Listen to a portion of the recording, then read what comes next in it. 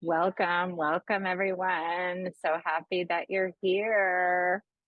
Go ahead and put into the chat where you're connecting from. We'd love to hear from you. And Neale, did you want to say anything to our audience and participants today? Pubblicativamente gli possiamo fare le possibilità Okay, let me translate that. I've been practicing this language. This is maybe from Mars. I think this is, I see the divine in you that is also within me. Is that, did I get that right, Neale? very, very accurate translation. Unbelievable how you were able to pick that up. Nice, wonderful. Good job. Thank you. Hello, Thank you everybody. for It's that. nice to have you here with us today as we explore these topics of what's really going on here and what's the point of it all. Absolutely. This is such an incredible opportunity to come up and ask Neale a question. So you can raise your hand and we can bring you up to the stage here with Neale and myself. I'm Carissa Sims, and I'm a meditation teacher and live event host for Humanities Team, and also host of the Zen Success Show. And I had the pleasure of interviewing Neale yesterday. So that was really fun. And then I get to be with him and his presence again today. So that's nice that we're in alignment here. So if you don't want to raise your hand and come on screen, that's fine. You can also type in your question into the chat and we will get to you if we have time. Yeah. You may not have any particular questions, folks. Let me just explain what we're doing here. We just want to spend some time together, and really the purpose of this program, if you please, is to give all of you an opportunity, just an invitation, not only to ask questions or to explore topics, but to hear a little bit more about the messages that have been given to all of us in the Conversations with God dialogues. Because, folks, we all have the same questions ultimately in the end. Who are we? What are we doing here? What was the point of all this anyway? How does this relate to any other aspect of my ongoing experience? And how do I integrate, which is really the real question. How do I integrate what I understand myself to have become aware of because of the Conversations with God messages? How do I integrate that into my daily life in a way that makes sense to my soul, to my mind, and to my heart? So that's what we're really here to look at. In case you're wondering, well, what is the point? What is the topic of today's program? That's basically the topic of our program. And let me, if I can, I don't want to go off. I'm not going to give a 2-hour lecture here, so don't worry about that. But just to kind of set the stage a little bit, let me offer this following observation. Guys, it took me 50 years, actually, honestly, more than 50 years, somewhere close to 60 years. Now that I start adding up the numbers, it took me until I was closing in on the age of 60 for me to really ask myself the only question in life that matters. Who am I? I mean, really, who am I? What is the true nature of this essence that people have called Neale since my mom named me that? And I've walked around with that name that even I didn't even choose it. Somebody else gave me the name. So it's not even a name that I chose. But I did change the spelling of it, which, by the way, infuriated my father. He kept on saying, "What? You don't like the way your mother spells your name?" But at least I embarked on my own little childhood, demonstration of independence by changing the spelling of my name, because nobody spells Neale, Neale. Nobody does that. But I did. So because I wanted to at least be able to put my claim. You know what I mean? You know how it is when you're 9, 10, 12 years old. You want to put your own claim on, your own trademark on who you think you are. So I did, at least I did that. But honestly, it wasn't until I was approaching my 60th birthday until I really seriously asked the question and seriously sought the answer to the question, who am I? I mean, really, am I simply a physical life form? Like a bird in the sky or a fish in the sea, just another form of life. Is that who I am? I'm born, I live, I die. That's the beginning and the end of it. And maybe a few people remember, me for a while, and then even that's forgotten. Or is it possible? Boy, see, and Laura is so excited about what I'm saying, she actually walked away from the computer. So I can see that I'm really, really, really magnetizing the audience here. But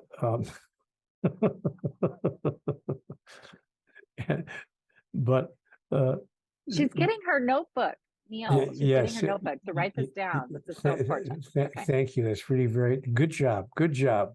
In any event, the question, really, am I just another life form in the universe? And when I do die, which is happening soon here, sooner than later, because I'm an older guy. Laura's back. I'm so glad. So that then and that's the beginning and the end of it, or is it possible? Is it just possible that there's more going on here than meets the eye? That's the question that I placed before the house this morning. Could there be more going on here than meets the eye? Could I be engaging in the words I'm searching for here? Could I be engaging in a process that's larger than my limited mind has fully understood? Was Shakespeare right? What was Shakespeare right when he wrote in the play Hamlet? There are more things in heaven and earth, Horatio, than are dreamt of in your philosophy. If he was right, if the world's religions are right, and there are 4,000 religions in the world, all telling us essentially the same thing. Different doctrines, fair enough. Different dogmas, okay. But basically, the message is the same. There's more going on here than meets the eye. This is not the beginning and the end of it. It's not about you're born, you live, you die, and the game is over, like a fish in the sea or a bird in the sky. There's more going on here than meets the eye. Who am I? I'm told finally when I had my conversation with God, because I got tired of not really knowing the answer. So when I was 63 or 64, somewhere in there, I finally sat down and wrote a very angry letter to God. All right, explain it to me. Come on, just solve the mystery. I'm tired of not knowing. And God said, sweetheart, it's really simple. You're a spiritual entity, and you're simply having a physical experience. And I'm not the first person to have been told that. I'm sure you folks here today all understand that. We've been told that by virtually every spiritual master who's walked the planet. Told us the exact same thing.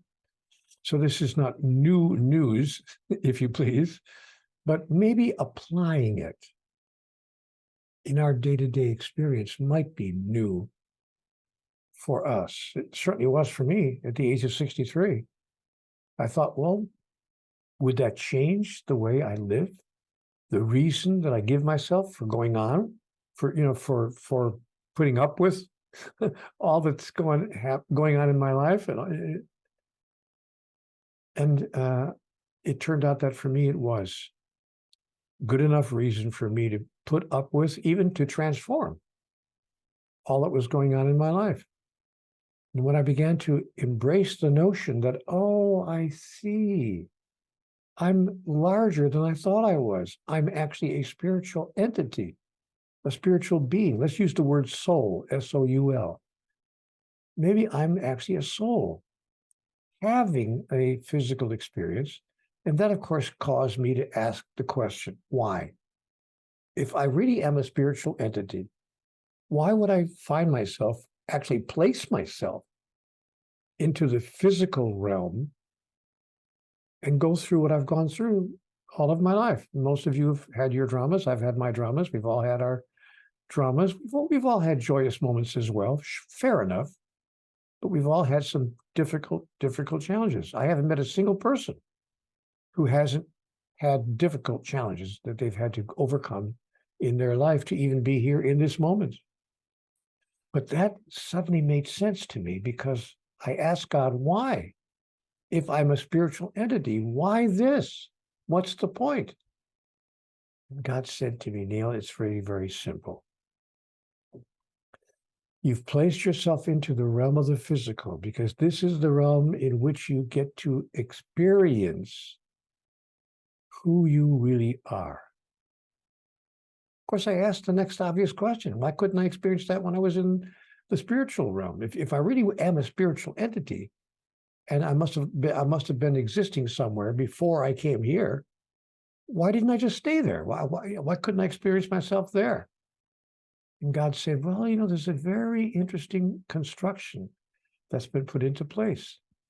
It's a three-part construction, which religions have called the kingdom of God. But have religions ever told us in full what that so-called kingdom of God is? So here's what I was told. The kingdom of God is kind of like a triangle. The realm of the spiritual, the realm of the physical, and the realm of pure being at the top of that triangle. Pure being, or if you please, the essence, the expression, the wonder, the glory of your true identity of who you really are. Then the realm of the spiritual, in which you get to know that completely, you get to a place of complete understanding, total awareness, and complete knowing of it. And then the realm of the physical, where you get a chance to experience it, to express it. Now, why don't I experience it and express it here in the realm of the spiritual? Because in the realm of the spiritual, there's nothing else. All there is love here and now. There's not even time. Time is an illusion. It's always here, always now, and always love, which is wonderful. You might say, well, that sounds like heaven to me, and it is heaven. But the interesting thing about what we call heaven, nirvana, or whatever you want to, paradise, if you please, the interesting thing about paradise is that that's all there is. And after a while, you can't experience it because there's nothing else. In the absence of a contrasting element, we lose the ability to experience. We can know it. And the joke I like to tell folks, we're all adults here, so I'm sure you'll be able to allow me to use the example. But the example that I often use when I give a lecture is my sexuality. When I was 14, 15, 16 years old, I began to become aware that I was a sexual creature, not just a person, not just a little boy in the world, but that I had sexual experiences, sexual feelings, sexual desires, and so forth. I began to have that experience. But I didn't have any actual sexual experience.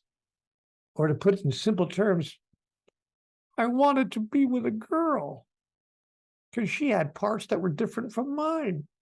I just wanted to experience it.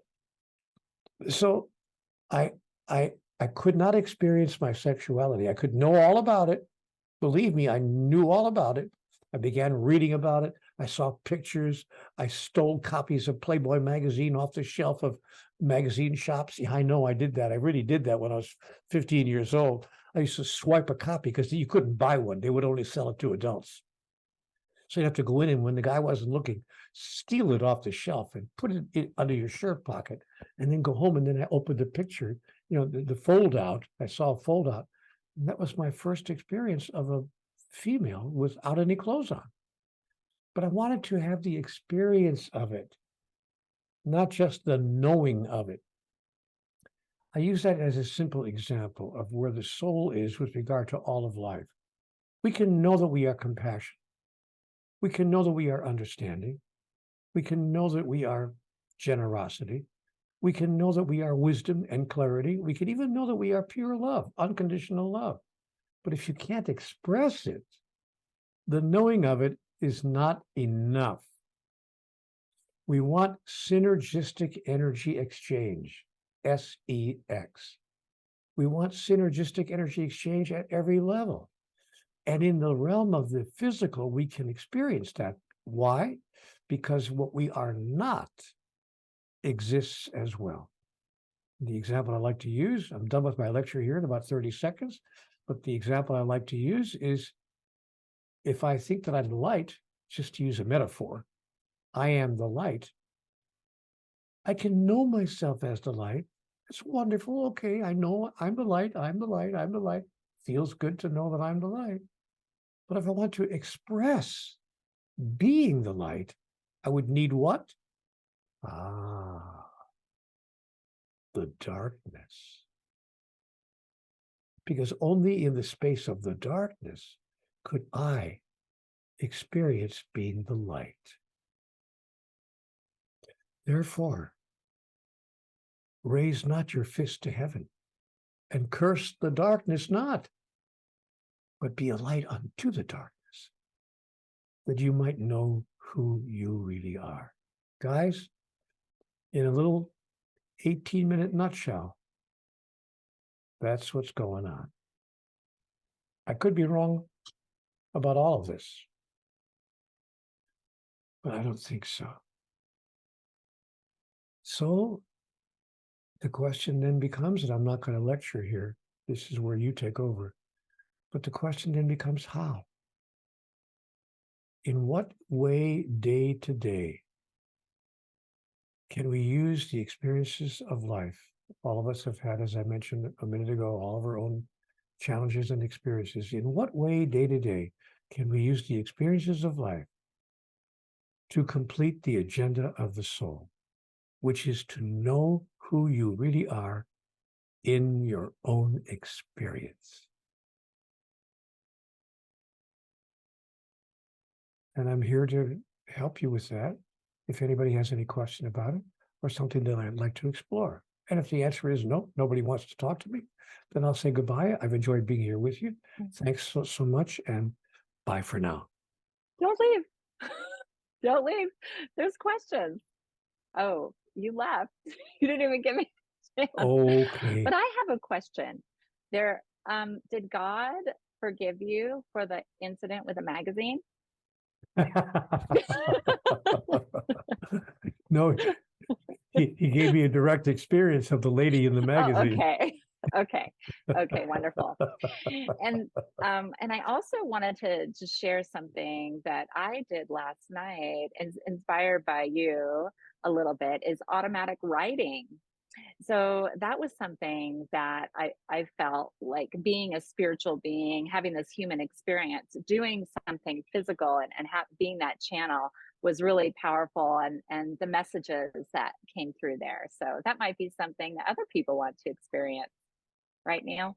Yeah, I've never experienced automatic writing. I don't know what that's about.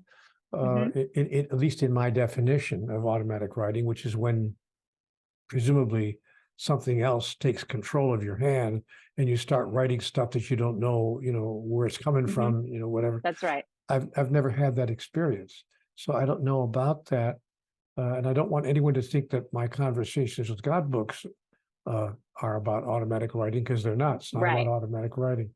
But That's yeah, right. some people have had that experience. There's no question. There's more going on here than meets the eye. And so, yeah, take a look at, Wonderful. take a look at that experience. And if it brings you some insights and some awareness or some commentary that you never would have thought of before, Now, I was told, however, with me, it wasn't automatic writing, but thoughts that entered my mind. Maybe it's the same thing with just a different format. But the thoughts that entered my mind were, in some cases, unbelievable. Give you just one example. I was told very soon after I began my conversation with God, Neale, there's no such thing as the 10 Commandments. What? Virtually every tradition, every religious tradition on the planet at least agrees that there's the 10 Commandments. There's no such thing as the 10 Commandments. So I thought, oh, I'm going to hell. I'm going to hell. I'm trafficking with the devil. What's going on? Who would tell me such a terrible thing? But then God made it very clear to me, Neale, who would I command? And who would I punish if the commandments that I demanded be met were not met? Because there's nobody out there but me. All things are one thing. There is only one thing. And all things are part of the one thing there is. Or to put it in different language, each of you is an individuation of me, said God. Neale, every sentient being in the cosmos is an individuation of divinity. Who then would divinity punish?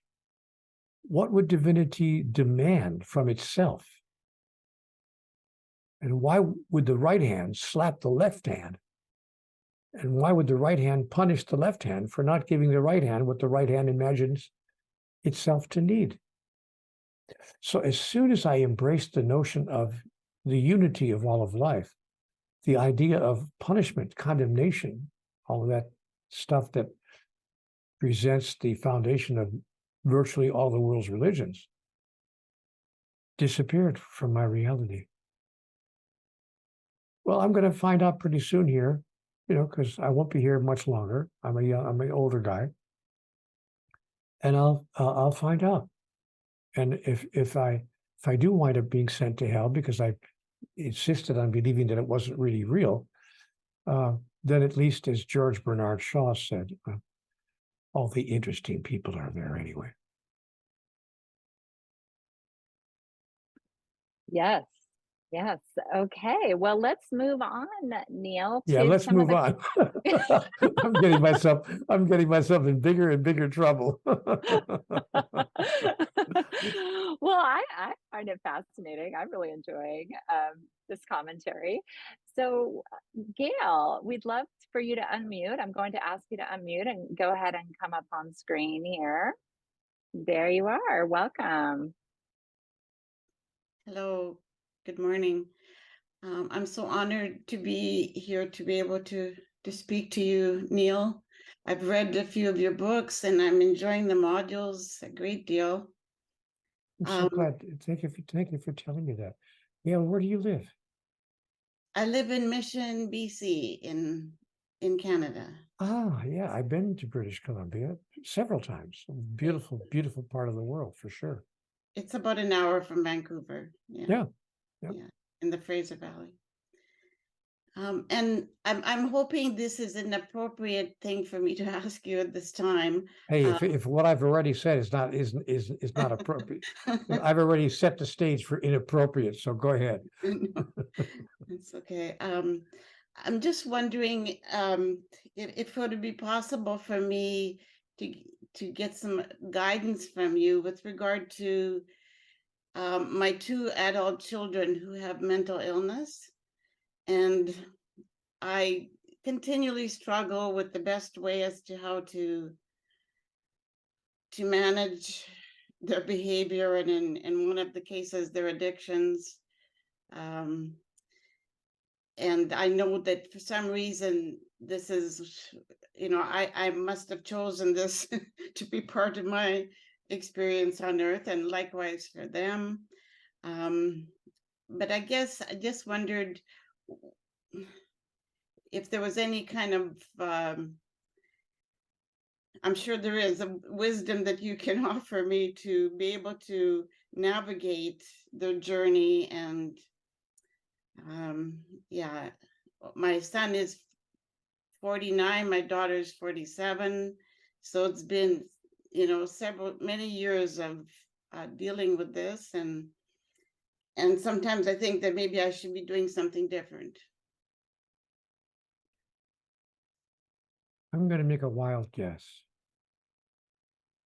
I'm going to guess, without knowing you personally, but just from the energetic vibration I receive from you here, that you've been dealing with this for nearly 50 years with love, compassion, every bit of understanding that you can call upon. with emotional generosity, with, if I could put it this way, truly heavenly patience, and with a deep desire to show up in each moment, all the moments that have created the experience of the past 47 or 49 years, to show up in the moment in the best way you possibly can. I don't know you personally, but I bet if I talked to 10 people who do know you, they would say, Neale, you nailed it. That's exactly who Gail is. That's exactly what she's done. That's why her children have made it, in fact, to the age they have. So I'm going to say something a little unorthodox. Simply be the wonderful person that you are, that you have been. Change nothing. Interact with them as they're loving, caring, totally understanding, completely accepting parent, even as God has done with all of us. You have interacted with your children divinely.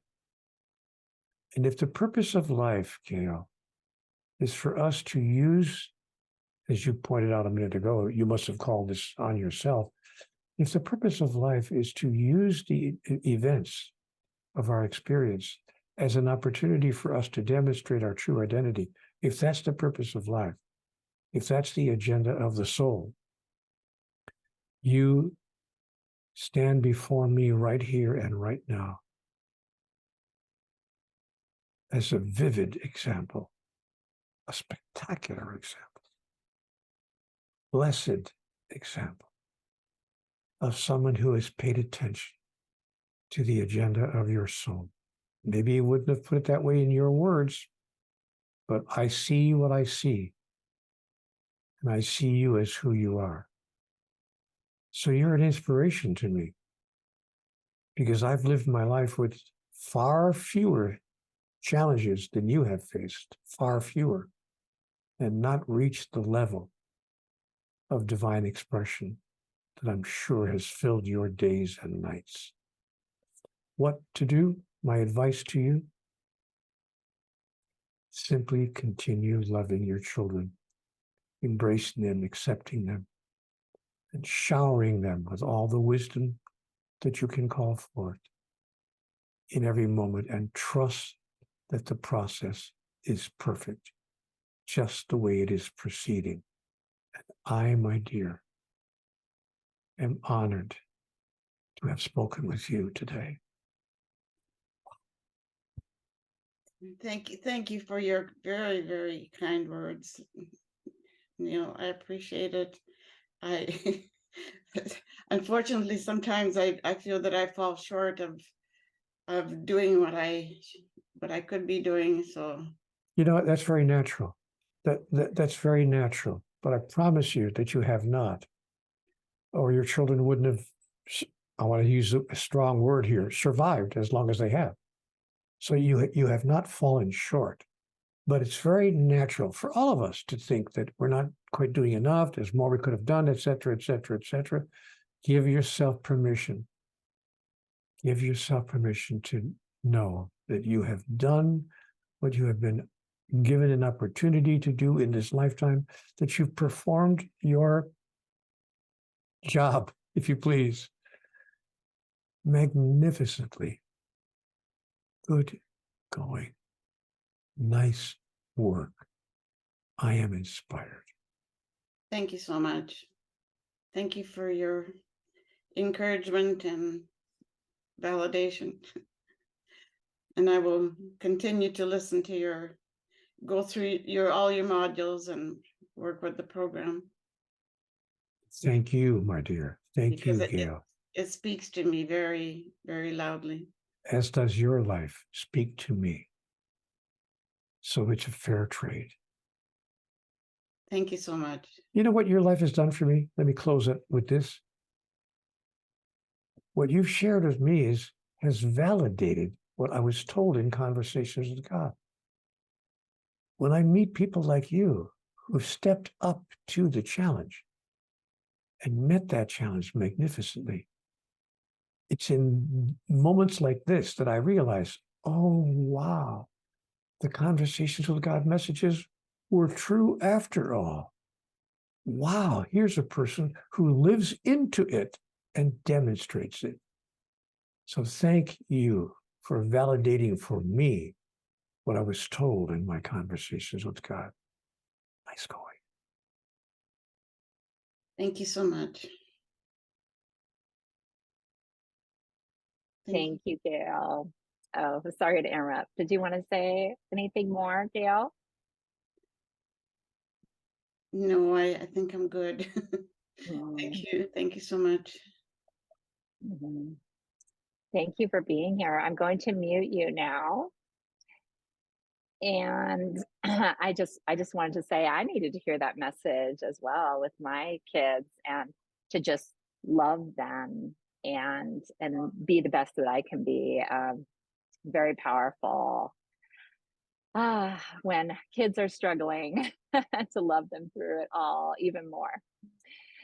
So now I would like to welcome Reverend Jeffrey. And Reverend Jeffrey and Neale have something in common. You both changed the spelling of your name. So to embrace your uniqueness, welcome, Reverend Jeffrey. You've been typing in some inspiring comments also in the chat. I appreciate you.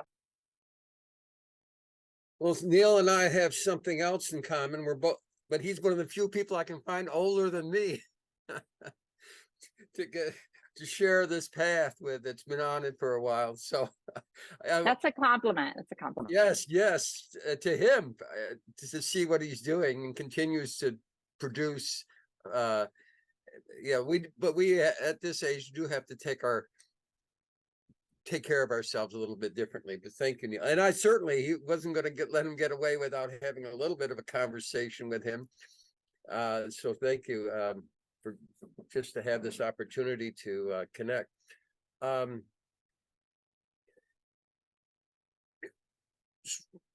Many years ago, my path was to find out how science would support conversations with God, or what we know spiritually, or the mystical experiences that we have had that helped us along our path. And of course, first I found out science was all mixed up, and then I found a gentleman, Nassim Haramein, who was putting it together, and what he was saying definitely related wonderfully with everything I found out was learning in the spiritually. I just wanted to bring out something a little philosophical and ask Neale about this, because it was interesting. A thought that I've been thinking about, or it's the ongoing question of good and evil and duality. In the creation of the universe, part of the science would, if there's the same number of positive, negative, they annihilate each other and nothing would exist. And some philosophies in the New Thought said that, yes, there is no evil, because if there was equal amounts of evil and goodness, they would annihilate each other and nothing would exist. So, so there is no, quote, pure duality. And I'd like what he said with the triangle, because yes, we go, and even though it appears, in our manifestations as we cross the veil into this world, that there's good and evil, but that's all there's the underlying, only goodness underlying it all, as for the purposes we can't understand. And I love it. There's so much going on that it's so much fun. It's an infinite puzzle. And but it's fun to be here and putting some of those pieces together with here at Humanities Team and with programs like this. But I just wanted to hear philosophically on good and evil from Neale, and what he might have gotten from conversations from God, and how that might relate to the concept that there is no evil. There couldn't be equal amounts, because it wouldn't be, nothing would exist, because that's how nature itself, in the structure, when we create something, there, even though there's positive, negative, there has to be only that which exists is only the positive, because it would annihilate itself, and nothing would exist without just goodness. Anyhow, just a fun thing, and I wanted to throw out and hear Neale share his understanding of good and evil, and how that is. What an opportunity for me. What Conversations with God told me, Jeffrey, is number one, is that love is all there is. So it's basically in one sentence what you've just said. Love is all there is. But love has been given many forms by those of us who reside currently in the realm of the physical.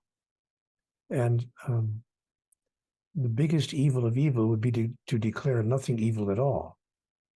So, but nothing is, and here again, one of the great metaphysicians of all time, Bill Shakespeare. Bill really had it right. You might recall that it was Bill who said, "Nothing is evil, lest thinking make it so." So what we declare is evil is evil because we've said that it is. And why we say that it is when we recognize, that is, we recognize, that is, we know again, to recognize, to know again who we really are. When we know again who we really are, then we recognize, we recognize that which we are not. And so, I couldn't, for instance, my childhood dream was to be 6 feet tall. My brother, I remember I must have been 14 or 15 years old. And my brother Wayne, God bless him, he's gone now, but Wayne came home on furlough from the Air Force. He was in the Air Force, and he came home on leave, and he was standing there in the doorway in his resplendent uniform. He looked like Cary Grant. I mean, he was a very good-looking guy, unlike me and the rest of our family, but he was a very good-looking guy. I remember looking at him standing in the doorway, and when he left to go back to the service, I said to my mom, I want to be like Wayne when I grow up. And my mom said, "Well, what do you mean, sweetheart?" I said, "Well, I want to be 6 feet tall." It was just a childhood thing. But in any event, my mom said, "Eat your spinach." She couldn't miss a chance to get the lesson in. So, but here was what I learned later. God said to me in Conversations with God, "Neale, what if everything was 6 feet tall? What if every blade of grass, every tree, every other person, every animal, every ant, every spider, what if everything in existence, every building, every tower, what if there was nothing else but 6 foot tallness? What if you lived in 6 foot tall world where everything, including you, were 6 feet tall? How could you experience the joy of being 6 feet tall if nothing was anything else?" I said, "That's a very good question."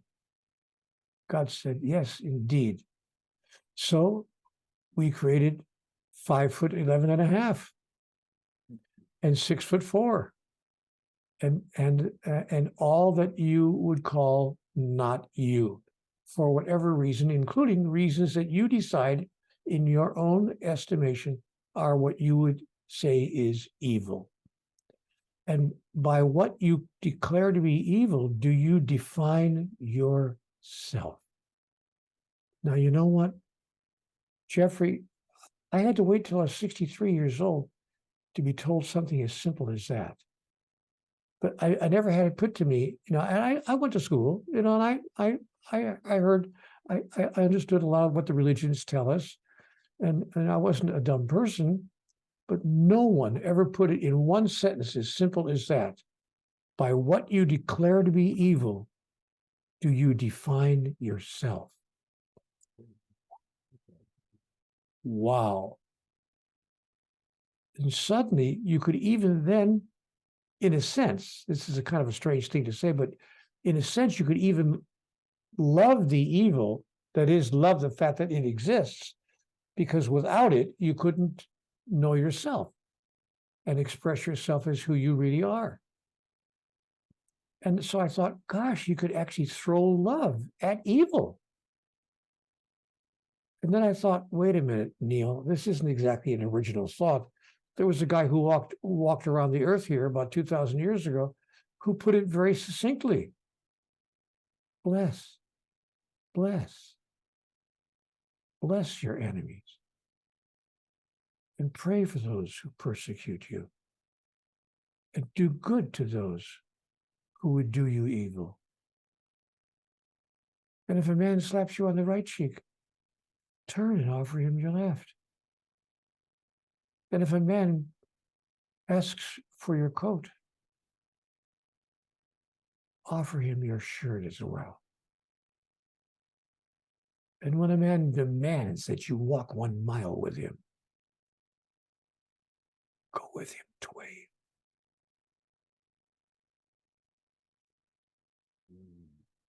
That's my thought about good and evil, for what it's worth. Thank you. I always need to be reminded on those, that's understanding. Thank you. And yes, you mentioned Shakespeare. Of course, this is a fun. I feel so blessed with what's going on. I love this, the Forbidden Science course here, and Eben Alexander's course. Beautiful stuff. But anybody who wants to go down the rabbit hole of Shakespeare, of course, Alan Green has done decades of work with studying Shakespeare, and there was, Robert Grant just had an interesting video. I'll put it in the chat where with Alan Green and Richard Rudd, which is another rabbit hole of infinite. You can go down, and it's so I'll put that in the chat, because it's just amazing what all the codes and all the mathematics of the universe was encoded in Shakespeare in a way. Of course, yeah, of course. And the most succinct thing he ever said was this: to be or not to be. That is the question. Whether it is nobler in the mind to suffer the slings and arrows of outrageous fortune, or to rise up against a sea of troubles and by opposing to end them. To die, to sleep, no more. To say that in that sleep of death, we shuffle off this mortal coil and we free ourselves from the 1,000 heartaches of life. No. Or in that sleep of death, what dreams may come? Aye, there's the rub. So Shakespeare knew exactly what he was talking about. There's no question about it. Post office. Yeah. Okay. Well, who Shakespeare even is and was and been, they've gone down and looked at that. It's really fun. I'll put it in the chat, and Oh, did you want to say more? You muted yourself, Reverend Jeffrey. You feel complete? Okay, there you are. Do you want to finish up? well, just that anybody who wants to go deeper down the Shakespeare rabbit hole of infinite understanding, because it's who actually Shakespeare was. It was all explored by Alan Green. Anyhow, I'll put that in the chat for anybody who wants to have fun. And of course, great work going on in science that's over at the International Space Federation. A wonderful course coming up, spacefed.com. I put that in the chat for all of us explorers. I'm glad you came here today, Jeffrey. Thank you. Nice to have you with us. Yeah, thank I you. want to get to Sylvia. Sylvia, what's up with you? Tell me everything. Yes. I'm going to ask you to unmute Sylvia. She can't come on camera, but go ahead and speak. Okay, can you hear me now? Yes. Okay. No, I was just trying to express a little bit in the chat how much I appreciate Neale and all his writings and all his work. You've helped so many people. I mean, it must be countless thousands by now. But I met you briefly once so many years ago in the late 70s. But whoever introduced us called you Don. And this was in California near the beach. And we were all just as late at night, and everybody's all standing around discussing metaphysics and, you know, what do you think a soul really is? What do you think God really is? And all this stuff. And I just have to say, everybody was talking. And then pretty soon I realized that everyone else was quiet and we were all listening to you. And I thought, oh, this guy's really interesting. So I just want to express appreciation for that. And all these years later, I'm still trying to figure out what I can do to contribute. I've been busy with life. I've tried to grasp opportunities as they arise, but I'm just wondering, where do I go from here? But I also want to express appreciation for Jeffrey. It sounds fascinating about the space fed thing. I'm going to look into that. And the Shakespeare, I've always thought, gosh, they could almost make a religion out of the things Shakespeare wrote. I'm glad they didn't, but some people have religious texts and some people have Shakespeare. And then some people got to sit around and listen to a guy I thought is, until I didn't realize until I started reading Conversation with God so many years later. And I thought, that sounds exactly like that guy down there by the beach talking, but his name was Don. Yeah, well, And I had to really give a false name, because your memory of everything that happened on that beach that night, very, very late at night, is different from mine. What do you remember? I didn't think you'd remember it at all. But anyway, I just appreciate you, and I hope that maybe sometime I can contribute also. Thank you, Sylvia, for being here today. That's very sweet of you. Thank you so much, Sylvia. And I'd love to hear from Bodhi. I'm going to ask you to unmute. I know you have your hand raised and you've been commenting in the chat. You had a question there in the chat. So go ahead. Would you like to come up on stage and screen? Yeah. Yeah, hi. Thank you for giving me the opportunity. And Neale, I've read almost all of your books. Not all of them? The last few I haven't. Okay, you're out of here. Okay. I appreciate it. Thanks for being here, and have a wonderful day. I have a twofold question, actually. One is, and I'll try to be brief. My partner, my fiance, passed away 5 years ago, and Sorry. I wonder why death is so freaking painful. And then secondly, I want to say that 9 years ago, I got a brain tumor, and the removal of which left me with a paralyzed right foot. And I have been walking with a walker for 9 years. I cannot take a step without it. So, I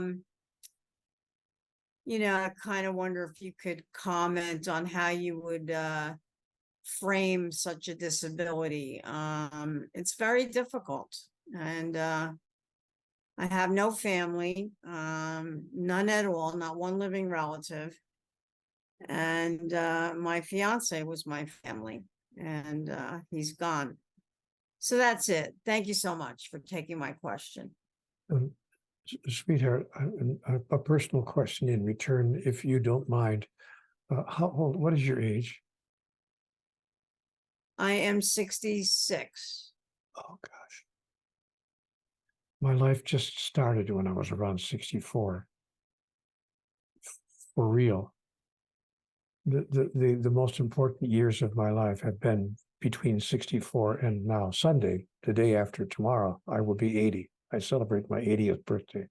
Happy on birthday. Sunday. Thank you. That's your cue to say that, gosh, you don't look 80.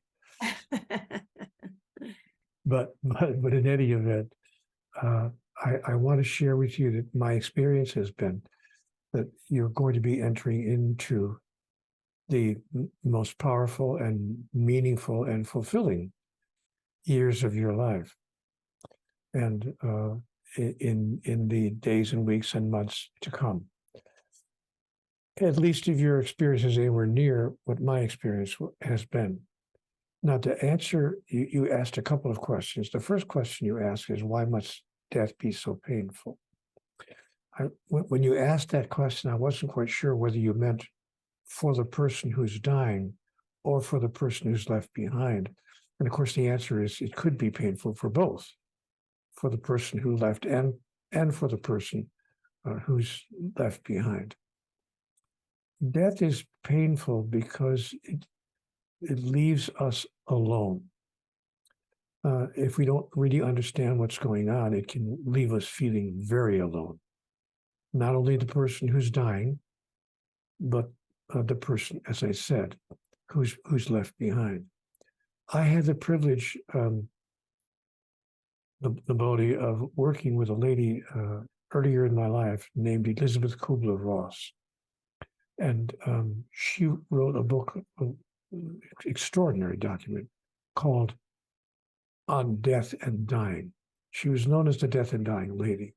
And I had the opportunity to work with her side by side as her personal assistant for a number of years. And boy, did I learn a lot about death from her. And I was with her as we talked to dying patients and their families. So what I learned is that death is not what we think that it is, and that when we come to understand the true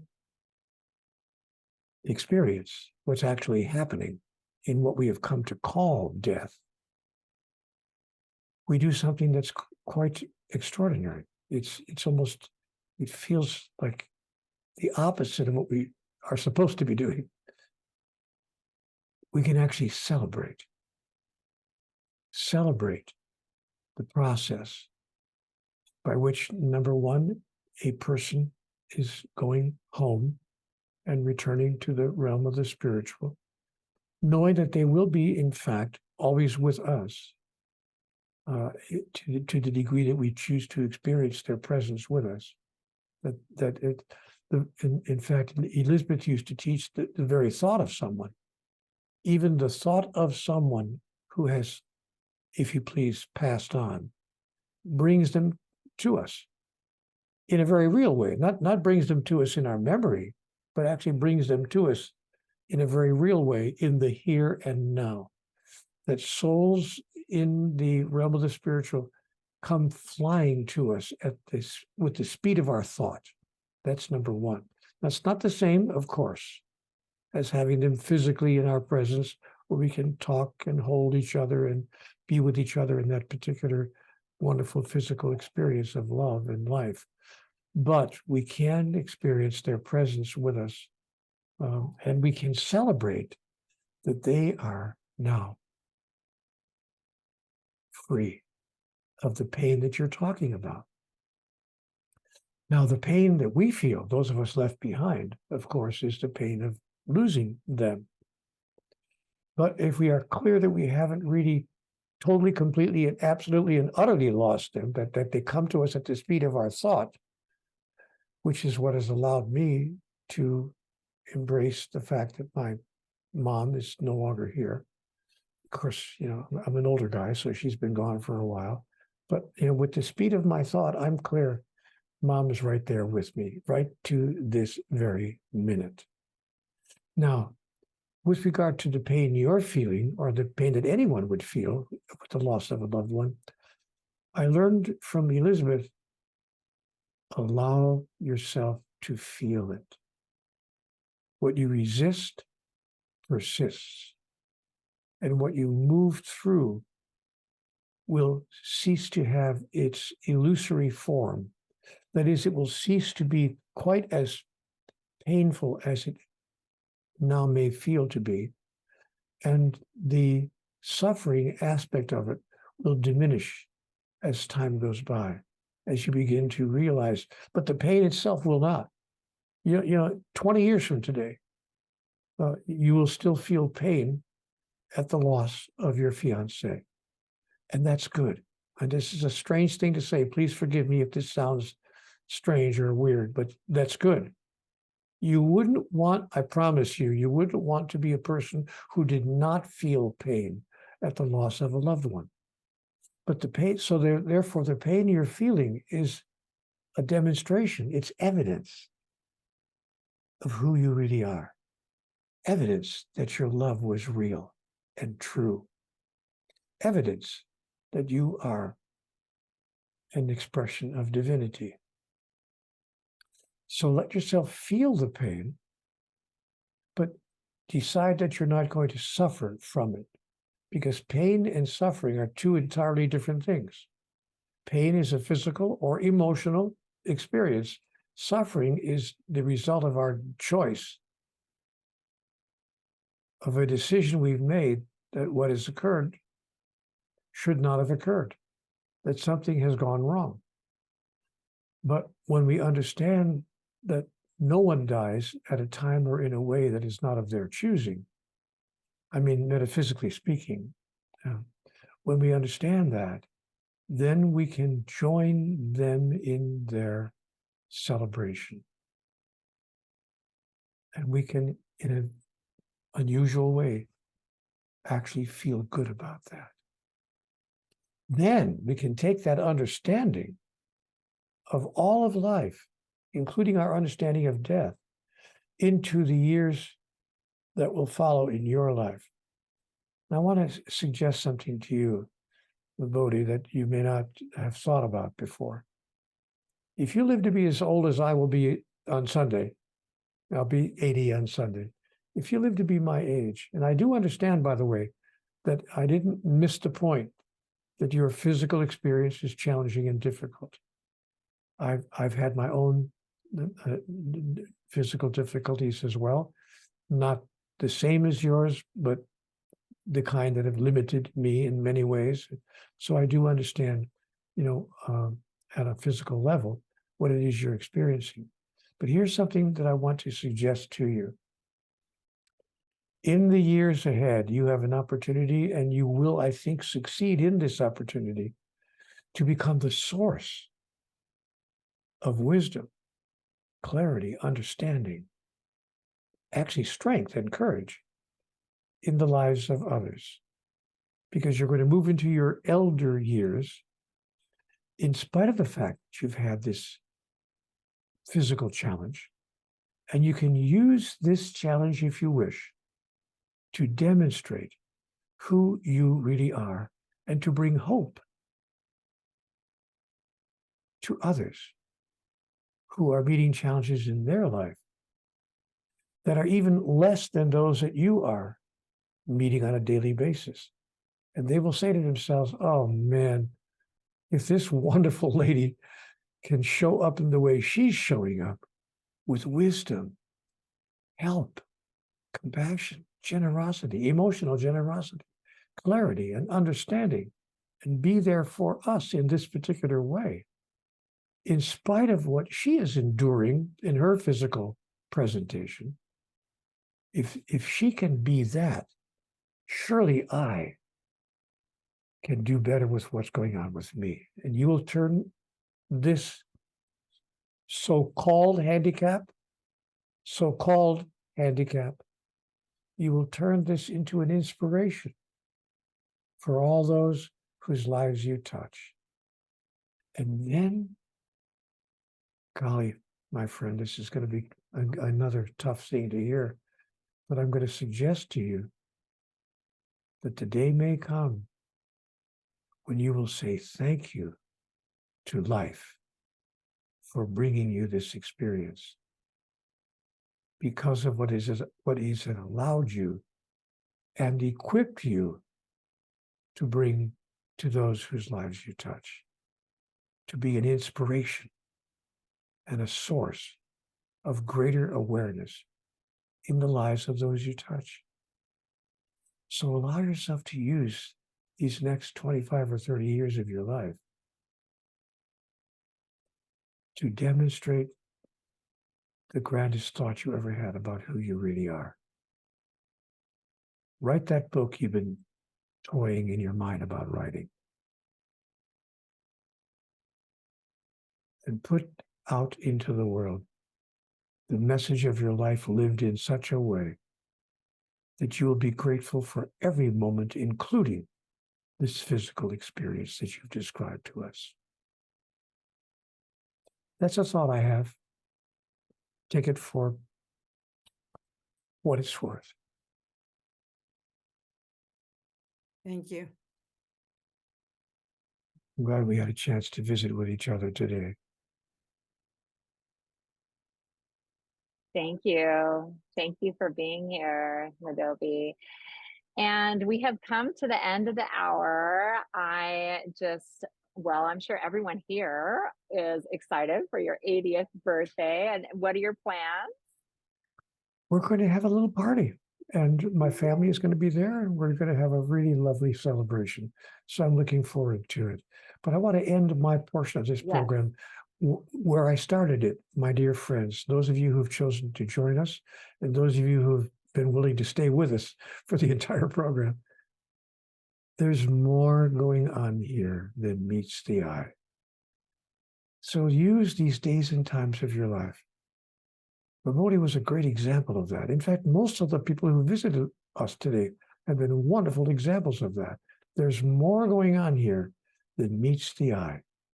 And if we decide to use the days and times of our life to express, to experience, to demonstrate, and to fulfill who we truly are, then life will finally make sense. And when you put your head on the pillow for the last time, you can think to yourself, I got it.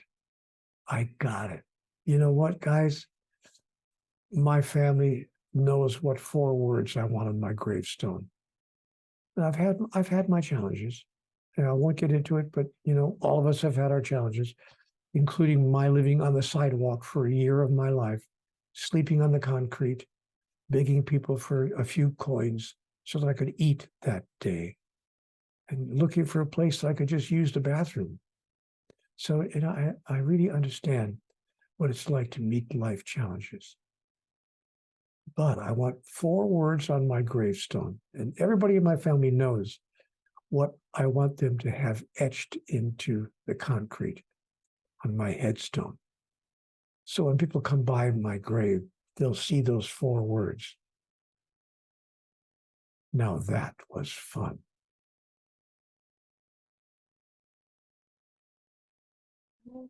Wow, I'm so inspired. I love that, Neale. Well, thank you everyone for joining us today. I hope you all have a blessed day and take these words to heart. Bye-bye, everyone. Bye, Neale. Bye for Have now. a wonderful birthday. Bye-bye. Thank you.